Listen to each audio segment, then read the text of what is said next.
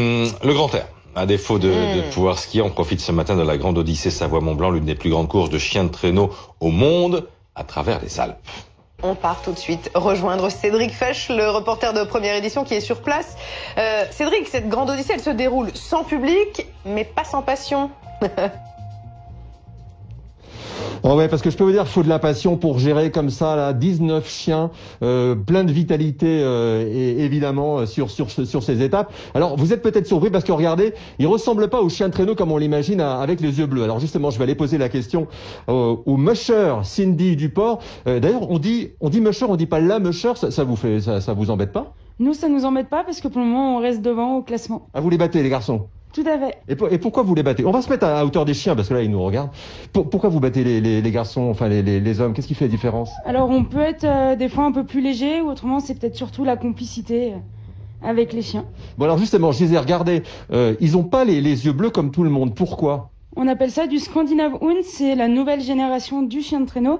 C'est un chien qui a été créé pour la compétition, mais ça reste aussi des chiens très proches, des chiens de compagnie. Et je vous disais, c'est de la passion, Sydney, on va ouvrir le camion. Il faut savoir que c'est itinérant, c'est comme le Dakar ou le Tour de France. Et regardez les conditions. Voilà, tous les chiens, ils dorment là dans le camion.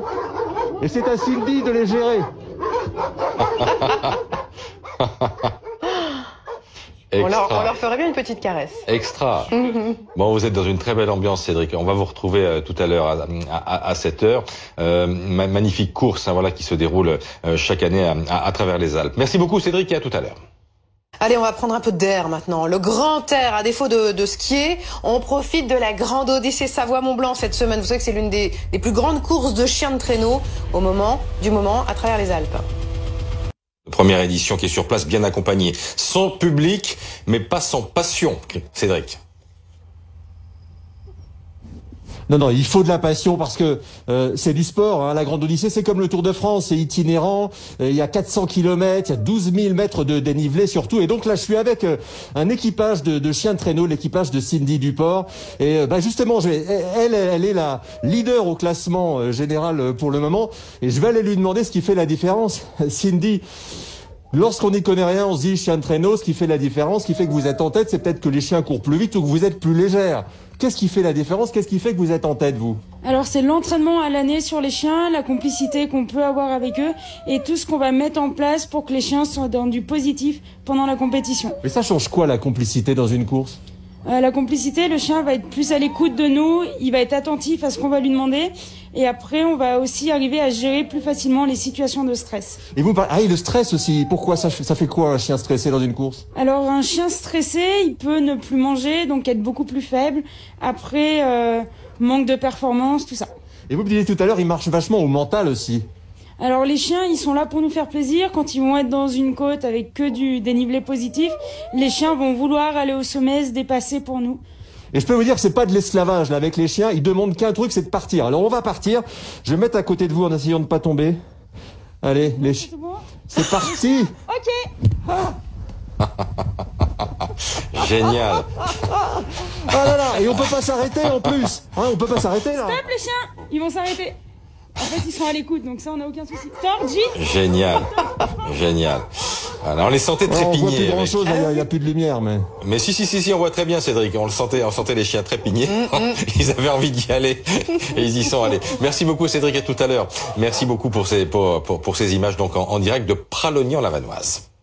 Tiens, on va prendre un peu l'air. On va rejoindre le reporter de Première Édition à la montagne pour la grande Odyssée Savoie-Mont-Blanc. C'est quoi? C'est l'une des plus grandes courses de chiens de traîneau au monde. Hein. Cédric, il est à Pralognan-la-Vanoise. On s'étonnait avec Adeline, là, parce qu'on se dit, les chiens de traîneau, on se dit, dans l'imaginaire, c'est les huskies, quoi. Et c'est vrai que depuis ce matin, on voit pas beaucoup de huskies avec vous. Exactement, vous avez raison, ce sont des chiens scandinaves. Alors, ils n'ont pas les yeux bleus comme les huskies, mais figurez-vous que ceux-là, ils sont plus performants que les huskies. Les huskies, c'est un peu la carte postale. Nous, ça nous fait plaisir, nous qui n'y connaissons rien. Mais je peux vous dire que c'est plus sportif avec ceux-là, avec les chiens scandinaves, et c'est très professionnel. Et justement, je suis avec une vétérinaire qui suit les chiens pendant la course. On peut les comparer à des athlètes de haut niveau. Ah oui, tout à fait. Ils ont tout le cursus de l'athlète. Ce sont des chiens qui sont entraînés des milliers de kilomètres. Ils ont une nutrition très surveillée.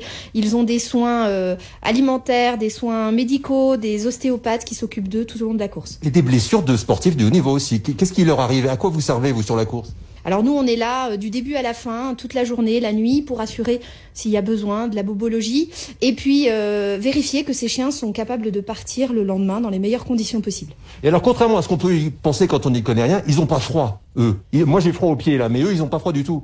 Alors, ils sont très habitués à ça. Ensuite, ils sont choisis pour ça également. Si ce sont des races qui ont un poil un peu court, quand ils ne sont pas en action de course, on va leur mettre des gilets avec des petites polaires.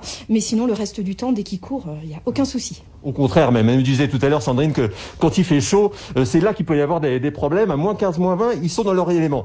Et je ne résiste pas à l'envie de refaire ce que j'ai fait tout à l'heure à 7 heures, de partir avec Cindy, qui est la leader du classement avec ses chiens scandinaves. Allez, c'est parti, je m'accroche. Ok. Oh la vache. Ah ben Je voilà. peux vous dire que ça tire et qu'ils sont contents, là. Formidable, formidable. Voilà, et vous pouvez découvrir les images de la Grande Odyssée chaque jour sur le site de la course. C'est absolument magnifique. On va continuer à regarder ces non, ça y est, ça arrête. Voilà. Et un mot d'Henri Cam, qui est le fondateur de cette épreuve. Henri Cam, disparu il y a quelques années, et qui a laissé cette course en héritage à Annabelle, qui préside désormais la Grande Odyssée Savoie-Mont-Blanc.